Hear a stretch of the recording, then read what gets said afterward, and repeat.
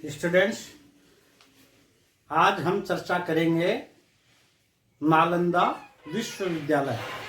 हमने हर्षवर्धन के समय पढ़ा कि बौद्ध शिक्षा का प्रचार प्रसार हुआ, तो आज नालंदा विश्वविद्यालय पर चर्चा करते हैं। आप गुप्तकाल पढ़ते समय ये पढ़ चुके हो कि नालंदा विश्वविद्यालय की स्थापना गुप्त शासक कुमारगुप्त प्रथम ने की थी। कुमारगुप्त प्रथम ने एक छोटा सा विहार बनाया था। विहार, नालंदा विहार, नालंदा विहार छोटा सा दान दिया था, और यही नालंदा विहार आगे चल करके शिक्षा का बहुत बड़ा केंद्र बन जाता है। ये नालंदा विश्वविद्यालय है कहाँ? ये देखो, वर्तमान में पटना जिला है। बिहार की राजधानी भी पटना है। वर्तमान में पटना जिले में राजगृह से 8 मील दूर, पटना जिले में राजगृह से 8 मील दूर एक गांव है बड़गांव, यहाँ स्थित है। पुनः सुन लो, नालंदा विश्वविद्यालय कहाँ था? बिहार में। कहाँ था? बिहार में।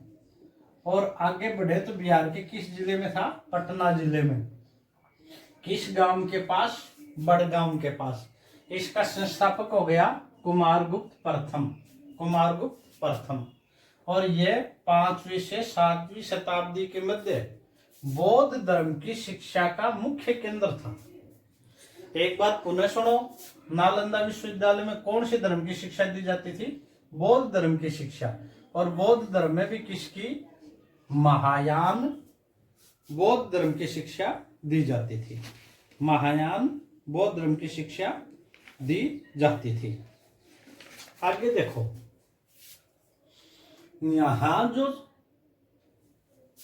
बौद्ध धर्म के अलावा चिकित्सा, व्याकरण, दर्शन, धर्म, गणित, तर्क आदि की भी शिक्षा दी जाती थी, परंतु विशिष्ट या विशेष प्रसिद्ध था वो कौन सी शिक्षा के लिए था?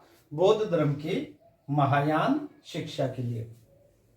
हैनसांग के अनुसार लगभग 470 ईस्वी में गुप्त सम्राट नरसिंहगुप्त बालादित्य ने नालंदा में एक सुंदर मंदिर का निर्माण करवाया और 80 फुट ऊंची तांबे की बुद्ध प्रतिमा को स्थापित करवाया।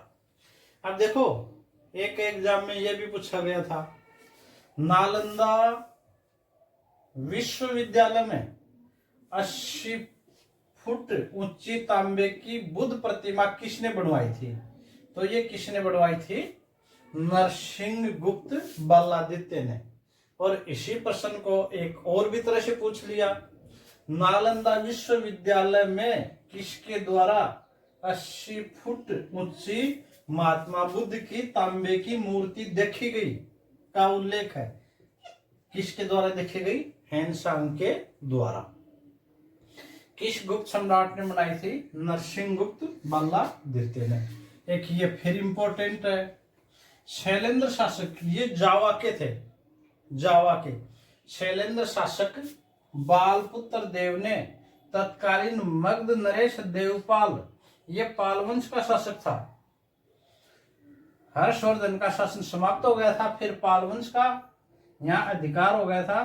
तो देवपाल की अनुमति से नालंदा में जावा से आए भिक्षुओं के निवास के लिए एक विहार का निर्माण करवाया। कहाँ के शासकों ने? शैलेंद्र शासक बालपुत्र देव ने। कहाँ विहार बनाया? नालंदा में। कहाँ के भिक्षुओं के लिए? जावा के लिए। मगध के किस शासक की अनुमति से? देवपाल की अनुमति से। एक ये वेरी वेरी इंपॉर्टेंट, पिछली बार आपके एग्जाम में आया था। यहाँ का पुस्तकालय क्या कहलाता था? यहाँ का पुस्तकालय क्या कहलाता था? धर्मयज्ञ। कितने मंजिला था? 9 मंजिला धर्मयज्ञ नामक पुस्तकालय था, जिसके 3 भाग थे। कौन कौन से? रत्नोद्धि, रतन सागर, रतन रंजक। खूब इंपॉर्टेंट है। नालंदा विश्वविद्यालय अपने पुस्तकालय के लिए बहुत प्रसिद्ध था, और ये पुस्तकालय कितना था? 9 मंजिला था, और इसका नाम था धर्म यज्ञ। इसका नाम क्या था? धर्म यज्ञ पुस्तकालय, जिसके कितने भाग थे? 3 भाग। पहला कौन सा था? रत्नोद्धि। दूसरा कौन सा था? रतन सागर। तीसरा कौन सा था? रतन रंजक। हैनसांग के समय 10,000 विद्यार्थी एवं 1510 शिक्षक थे। हैनसांग जब यहाँ आए, और इत सिंह के अनुसार विद्यार्थियों की संख्या कितनी थी? 3,000। ये बाद में आए थे 771-72 ईस्वी में। 771-72 में इत सिंह आए थे 8वीं शताब्दी में, और हैनसांग आया था हर्षवर्धन के समय 629 से 644 के बीच में। अच्छा, यहाँ जो प्रवेश परीक्षा वो द्वारपालकों द्वारा ली जाती थी। शिक्षा है पाली भाषा में दी जाती थी। अच्छा, हर्षवर्धन ने नालंदा विश्वविद्यालय को इत सिंह के अनुसार 200 गांव दान में दिए थे। पुनः सुन लो, हर्षवर्धन ने नालंदा विश्वविद्यालय को 200 गांव दान में दिए थे। इन गांवों से जो आय होती थी वो किसके लिए प्रयोग की जाती थी? नालंदा विश्वविद्यालय के लिए। जबकि हैनसांग का कथन है 200 गांव हर्षवर्धन ने नालंदा विश्वविद्यालय को दिए थे। तो देखो आगे बढ़े, उससे पहले एक बार पुनः सुन लो। एक ये प्रश्न भी इंपॉर्टेंट है। हैनसांग के अनुसार जब हैनसांग आया तब इसका कुलपति कौन था? शीलभद्र। हैनसांग के समय इसका कुलपति कौन था? शीलभद्र। कुलपति कौन हो गया? शीलभद्र। देखो एक बार पुनः सुने। नालंदा विश्वविद्यालय कहाँ है? बिहार में। किस जिले में? पटना जिले में। राजगृह से 8 मील दूर किस गांव के पास है? बड़गाम के पास। इसका संस्थापक कौन है? गुप्त शासक कुमारगुप्त प्रथम। कौन सी धर्म की शिक्षा दी जाती है? बौद्ध धर्म, महायान। किस भाषा में शिक्षा दी जाती थी? पाली भाषा में। आगे देखो, हैनसांग के अनुसार 80 फीट ऊंची तांबे की मूर्ति किस गुप्त सम्राट ने बनाई थी? नरसिंहगुप्त बालादित्य। और शैलेंद्र शासक बालपुत्र देव ने तत्कालीन मगध नरेश से देवपाल की अनुमति से नालंदा में जावाशाही भिक्षुओं के लिए विहार का निर्माण करवाया। Very very important. पुस्तकालय कितना मंजिला था? 9, जो क्या कहलाता था? धर्मयज्ञ। इसके 3 भाग थे, रत्नोद्धि, रतन सागर, रतन रंजक। एक एग्जाम में यह भी प्रश्न पूछा है, नालंदा का पुस्तकालय धर्मयज्ञ का निम्नलिखित में से कौन सा भाग नहीं था? रत्नोद्धि, रतन सागर, रतन रंजक, रतन मणि। तो कौन सा नहीं था? रतन मणि। इन 3 के अलावा कुछ भी दे सकता है। और हैनसांग समय 10,000 विद्यार्थी थे, और कुलपति कौन था? शीलभद्र। और प्रवेश परीक्षा कौन लेते थे? द्वारपाल। हर्षवर्धन ने इति सिंह के अनुसार 200 गांव दान में दिए, और हैनसांग के अनुसार कितने गांव दान में दिए? 100 गांव दान में दिए। अच्छा, अब 2-3 बातें और सुनो। ये जो विश्वविद्यालय है इसमें बाहर से भी विद्यार्थी आते थे, और प्रवेश परीक्षा जो होती थी उसमें मात्र 10% विद्यार्थियों का ही प्रवेश हो पाता था। मतलब संख्या अधिक थी और प्रवेश कम होता था। प्रसिद्ध था ये विश्वविद्यालय। तो इस विश्वविद्यालय में नालंदा में चीन, कोरिया, जापान, तिब्बत आदि से विद्यार्थी आते थे, आदि से विद्यार्थी आते थे। मतलब बाहर से विद्यार्थियों का इसमें यहाँ एडमिशन लिया जाता था। और यहाँ जो परीक्षा होती थी एग्जाम में 10% छात्र ही सफल हो पाते थे। एक इस विद्यालय का कुलपति आपने बताया कौन था हैनसांग के समय? शीलभद्र। अच्छा, इसके अलावा हैनसांग ने अन्य विद्वानों का भी वर्णन किया है। शीलभद्र तो हो ही गया, इसके अलावा और विद्वान कौन थे? धर्मपाल,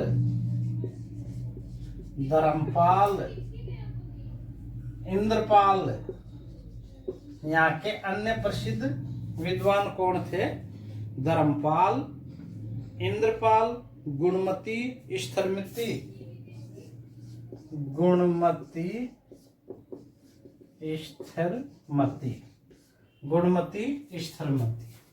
अच्छा, अब देखो इस विद्यालय से पढ़े हुए छात्र कौन कौन थे जो खूब प्रसिद्ध हुए? इस विश्वविद्यालय से नागार्जुन, आपने नागार्जुन प्रसिद्ध था। वसुबंधु असंग,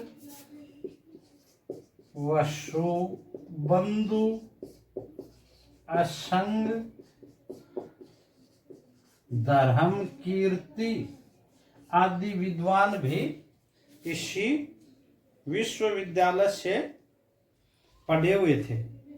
यहीं इन विद्वानों ने शिक्षा प्राप्त की थी।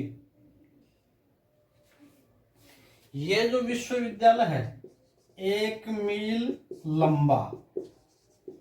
अब आप देख लो इसकी लंबाई कितनी थी?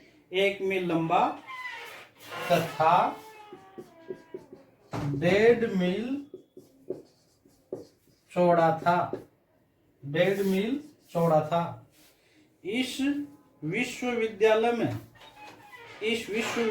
में बीच में 8 बड़े हॉल थे तथा 8 काफी बड़े हॉल थे और 300 व्याख्यान के लिए छोटे हॉल या कमरे बने हुए थे। अपने समय का बहुत प्रसिद्ध था, पर इसका पतन कैसे हुआ एक इम्पोर्टेंट है। जब कुतुबुद्दीन ऐबक ने भारत पर आक्रमण किया तो कुतुबुद्दीन ऐबक का सेनापति क्या नाम था? बख्तियार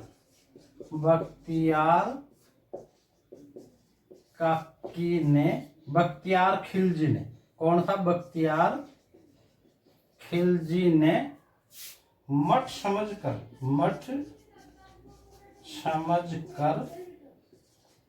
इसमें आग लगा दी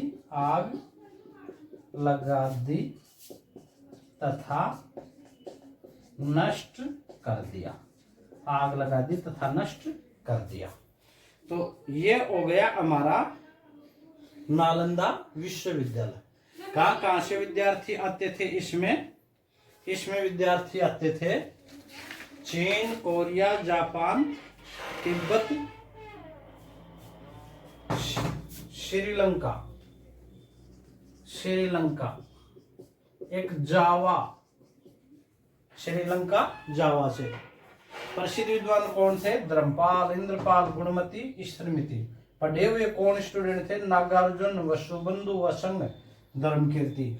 1 मील लंबा था, 1.5 मील चौड़ा। 8 बड़े हॉल थे, 300 व्याख्यान के लिए कमरे थे। और कुतुबुद्दीन ऐबक के सेनापति बख्तियार खिलजी ने नष्ट किसने किया? बख्तियार खिलजी ने इसे नष्ट कर दिया। क्या समझ के नष्ट कर दिया? बख्तियार खिलजी ने सोचा यह एक मठ है और जहाँ बौद्ध धर्म से संबंधी व्यक्ति रहते हैं, इसलिए बख्तियार खिलजी ने इसे नष्ट कर दिया। चलिए अगला हम पार्ट चर्चा करते हैं हेनसांग। हेनसांग भी इंपॉर्टेंट है। चलो हेनसांग आप पढ़ चुके हो, किसके समय आया था? हेनसांग हर्षवर्धन के समय आया था। कहाँ का यात्री था? चीन का यात्री था। अब एडिंग लिखो, हेन सांग का भारत, हेनसांग का भारत वृत्तांत। देखो हेनसांग ने भारत के बारे में क्या क्या लिखा है, सुनो। एक तो सबसे पहले आप ये देखो कब आया था? 629 ईस्वी में। कब गया? 644 ईस्वी में। 629 से 644 ईस्वी में रहा था। हेनसांग एक खूब इंपॉर्टेंट है। चीनी यात्री था, चीनी यात्री। अच्छा, रचना क्या थी? शी यू की। रचना क्या थी? शी यू की। अच्छा, अब वेरी वेरी चाहे 4 बार इंपॉर्टेंट लिख लो। हेनसांग को यात्रियों का राजकुमार, यात्रियों का राजकुमार या तीर्थ यात्रियों का राजकुमार कहा जाता है। नीति का पंडित, नीति का पंडित भी कहा जाता है। इंपॉर्टेंट है, नीति का पंडित। ये ज्यादा पूछा जाता है। यात्रियों का राजकुमार किसे कहा जाता है? हेनसांग को। नीति का पंडित या वर्तमान शाक्य मुनि, वर्तमान शाक्य मुनि भी कहा जाता है। वर्तमान शाक्य मुनि भी कौन है? वर्तमान शाक्य मुनि भी किसे कहा जाता है? हेनसांग को। आगे देखो, ये सिंधु नदी पार करके, सिंधु नदी पार करके तक्षशिला पहुंचे, फिर कश्मीर, और कश्मीर से कहाँ पहुंचे? ये पहुंचे कन्नौज। कश्मीर से कन्नौज, हर्षवर्धन के पास कन्नौज पहुंचे। आगे देखो, इनका जो इनकी यात्रा का सारांश कांचू नामक व्यक्ति ने तैयार किया। कांचू के नाम से प्रसिद्ध थे। कांचू नामक व्यक्ति ने तैयार किया। आगे देखो, हेनसांग क्या लिखता है? हेनसांग लिखता है, भारत से विदेशों को चंदन की लकड़ी, भारत से विदेशों को चंदन की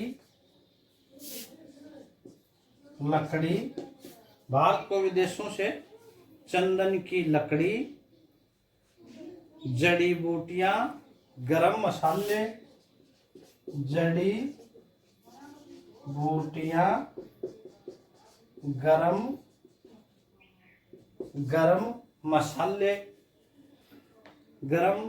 मसाले आदि देखो, विदेशों को चंदन की लकड़ी, जड़ी बूटियां, गरम मसाले, एक वस्त्र, कपड़े, विभिन्न प्रकार के कपड़े थे, सूती वस्त्र हैं, रेशमी वस्त्र हैं, आदि वस्तुओं का निर्यात होता था।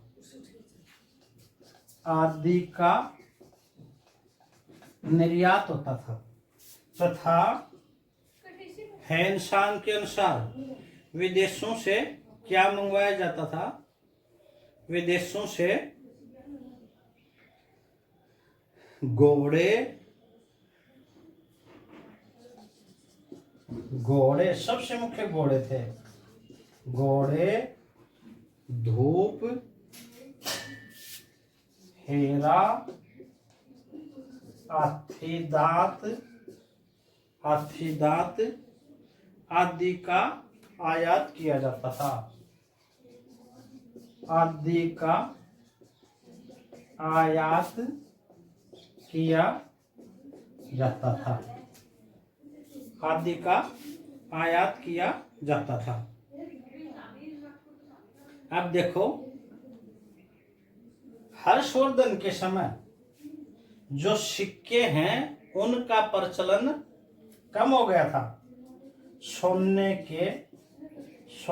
के सिक्कों का प्रचलन कम हो गया था। ये किसका प्रतीक है? ये व्यापार के पतन का प्रतीक है। और सामंतवादी व्यवस्था प्रारंभ हो गई थी। सामंतवादी व्यवस्था के कारण व्यापार में पतन हुआ था। चांदी के सिक्के प्रचलित थे। चांदी के सिक्के प्रचलित थे। सोने के सिक्के लगभग प्राय बंद हो गए थे, जबकि चांदी के सिक्के थे जो व्यापार के पतन की ओर संकेत करता है। आगे देखो, एक हैंसांग हर्षवर्धन के धर्म की चर्चा करता है। क्या कहता है? हर्षवर्धन बौद्ध धर्म का अनुयायी था। हर्षवर्धन किस धर्म का अनुयायी था? बौद्ध धर्म का अनुयायी था। हर्ष बौद्ध धर्म का अनुयायी था, परंतु भारत में शैव धर्म मुख्य था। शैव धर्म मुख्य था। हालांकि शासक कौन था? हर्ष, ये बौद्ध अनुयायी था, परंतु यहाँ सर्वाधिक शक्तिशाली शैव धर्म था। मतलब शैव संप्रदाय शक्तिशाली था। अशोक के समय जब बौद्ध धर्म खूब फैला, परंतु इस समय शासक होते हुए भी बौद्ध धर्म कमजोर अवस्था में था। एक हैंसांग ने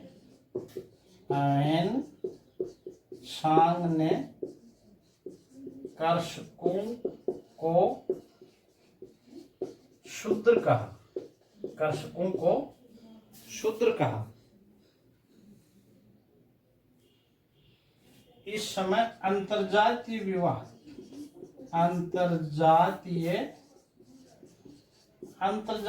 विवाह प्रचलित नहीं थे। जो वैदिक सभ्यता में अंतरजातीय विवाह प्रचलित थे, वो इस समय प्रचलित नहीं थे। साथ में अनुलोम प्रतिलोम विवाह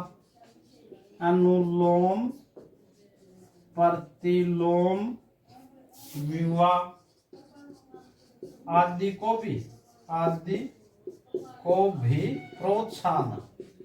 प्रोत्साहन नहीं दिया जाता था। एक विधवा पुनर्विवाह विधवा पुनर्विवाह भी नहीं थे। मतलब विधवा पुनर्विवाह भी कम होने लग गए थे, लगभग नहीं के बराबर थे। शतरंज व पाशे का खेल मुख्य रूप से प्रचलित है। शतरंज व पाशे का खेल मुख्य रूप से प्रचलित थे। अच्छा, एक बात और याद रख लो, देखो इसकी हम आगे भी चर्चा करेंगे। जब फायान आया, फायान किसके समय आया था? फायान आया था गुप्त काल में, और गुप्त काल में शासक कौन था? चंद्रगुप्त द्वितीय। और ये जो ह्वेनसांग आता है किसके काल में? वर्धन वंश में। वर्धन वंश की शासक में हर्षवर्धन।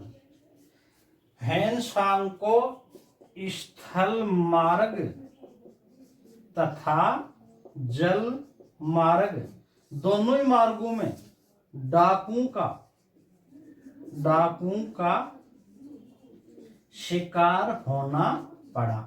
मतलब गुप्तों की शासन व्यवस्था थी वो अच्छी थी। फायान विदेशी यात्री सुरक्षित आया, सुरक्षित ही चला गया, जबकि ह्वेनसांग को दोनों तरफ लूटा गया, स्थल मार्ग से भी और जल मार्ग से भी। दोनों ही मार्गों में ह्वेनसांग को लूट का सामना करना पड़ा।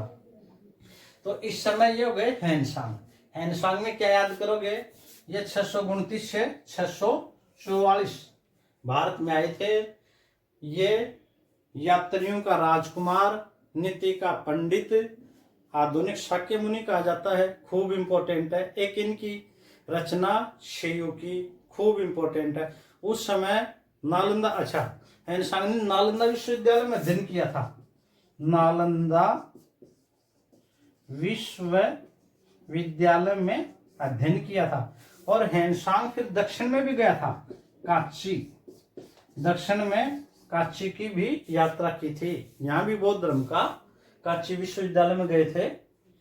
अच्छा, नालंदा विश्वविद्यालय में अध्ययन किया था। नालंदा विश्वविद्यालय का कुलपति शीलभद्र था, ह्वेनसांग ने वर्णन किया है। तो इस तरह से ये हो गया किसका? ह्वेनसांग का वर्णन। ह्वेनसांग ने भारत का जो वर्णन किया है। चलिए अब अगला हम एक टॉपिक और ले लेते हैं। ये है हर्षवर्धन का शासन प्रबंध। हर्षवर्धन का शासन प्रबंध। देखो हर्षवर्धन का शासन प्रबंध कैसा था? कुछ चीजें लेंगे। हर्षवर्धन का शासन प्रबंध। शासन प्रबंध आपको ध्यान है, मौर्यों का पूछेंगे, और मौर्यों में भी शासन प्रबंध में फिक्स है 2 अधिकारी जिनके ही अक्सर नाम पूछे जाते हैं। हालांकि वहां कुछ भी आ सकता है मौर्यों में। गुप्तों का शासन प्रबंध ज्यादा इंपॉर्टेंट नहीं था, और हर्ष का तो और भी नहीं था। तो हर्ष के सांस्कृतिक उपलब्धियों में ह्वेनसांग में, नालंदा विश्वविद्यालय में, कन्नौज, प्रयाग महामोक्ष परिषद से ही प्रश्न आता है। पर फिर भी देखो हर्ष का शासन प्रबंध। हर्ष का शासन प्रबंध। देखो कुछ अधिकारियों के नाम याद रखते हैं। हर्ष का शासन प्रबंध एक तो था राजा, सर्वे सर्वा, कार्यपालिका, न्यायपालिका, व्यवस्थापिका, सारे अधिकार राजा के पास होते थे। राजा अपनी सहायता के लिए मंत्री परिषद रखता था। राजा की सहायता के लिए क्या रखी जाती थी? मंत्री परिषद। अच्छा, बाण भट्ट है, बाण भट्ट जिसने पुस्तक लिखी थी हर्ष चरित। इस हर्ष चरित में कुछ मंत्रियों के उल्लेख हैं, नाम लिखे हुए हैं। कौन कौन से मंत्री? एक तो था अवंती मंत्री का नाम है। और ये किसका मंत्री था? ये था युद्ध और शांति का मंत्री। युद्ध और शांति का मंत्री कौन था? अवंती। दूसरा जो बाण भट्ट ने लिखा वो है सिंहनाद। सिंहनाद कौन था? ये मुख्य सेनापति था। मुख्य सेनापति। अच्छा एक बात बताओ, पहले पढ़ चुके हम, हर्ष को राज्यवर्धन जो इनका बड़ा भाई था राज्यवर्धन, इसकी मृत्यु का समाचार किसने दिया? मृत्यु का समाचार बताया था मैंने। और एक बात और बता दो, किसके कहने पर गद्दी पर बैठा? किसके कहने पर गद्दी पर बैठा? दोनों प्रश्न मैंने करवाए, दोनों प्रश्न।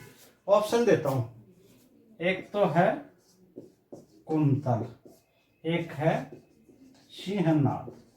आप बताना मृत्यु का तो समाचार किसने दिया था और गद्दी पर किसके कहने पर बैठे थे, नहीं संन्यास लेना चाह रहे थे। अगला देखो कुंतल ये कौन था? अश्व सेना का प्रमुख। कुंतल कौन था? अश्व सेना का प्रमुख। एक है गुप्त काल में शासक था वो अलग है, और ये था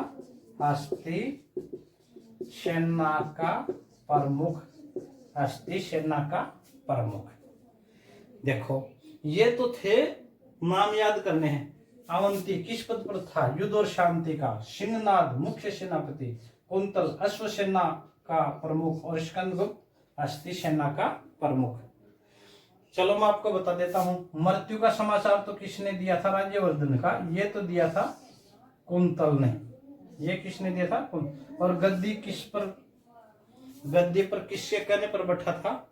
सिंहनाद पे। सिंहनाद। अच्छा अब देखो प्रमुख अधिकारी कौन कौन से थे? एक तो महाबलाधिकृत। कौन था? महाबलाधिकृत। यह था सर्वोच्च सेनापति।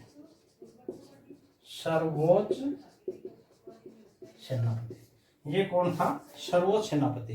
अन्य अधिकारी कौन था? बलाधिकृत। ये सर्वोच्च सेनापति था, और ये सेनापति विभिन्न भागों के सेनापति था। अब एक देखो महासंधि विग्रहिक। ये आपने गुप्त काल में भी पढ़ा था, वही था जो प्रयाग प्रशस्ति ऋषि ने लिखी ना, जो समुद्रगुप्त का महासंधि विग्रहिक था, वही पद था। ये कौन सा था? संधि व युद्ध का मंत्री। ये किसका था? संधि व युद्ध का मंत्री। चलिए आगे हम मंत्री देखें, उससे पहले एक बार पुनः सुन लो। ये नाम आपने याद ही कर लिए। महाबलाधिकृत सर्वोच्च सेनापति, बलाधिकृत सेनापति, महासंधि विग्रहिक, संधि एवं युद्ध का मंत्री। अच्छा अब कुछ अधिकारियों के हम और नाम करेंगे। देखो अगला जो अधिकारी है वो है मीमांसक। मीमांसा करने वाला, व्याख्या करने वाला। ये न्यायाधीश। ये कौन होते थे?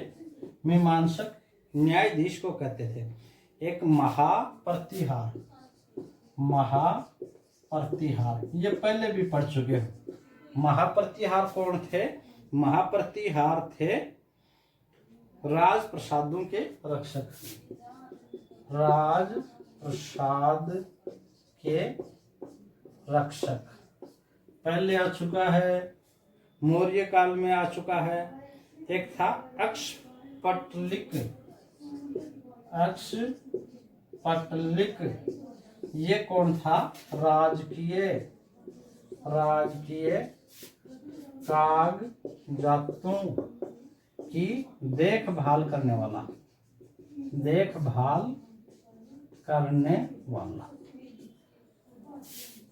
राजकीय कागजातों की देखभाल करने वाला। एक कर्णिक कौन था? ये लेखा जोखा रखने वाला,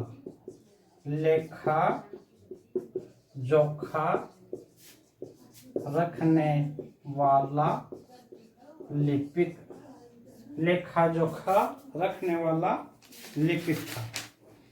चलिए, ये हो गए प्रमुख अधिकारी इनके समय के, हर्षवर्धन के समय के। एक आपने और पढ़ा होगा दुर्वादिकर्ण, जो कर से संबंधित अधिकारी था। अब देखिए इसके, ये तो था केंद्रीय। अब आ जाओ प्रांतीय प्रशासन। गुप्तों की तरह से ही था इनका प्रशासन भी, गुप्तों की तरह से।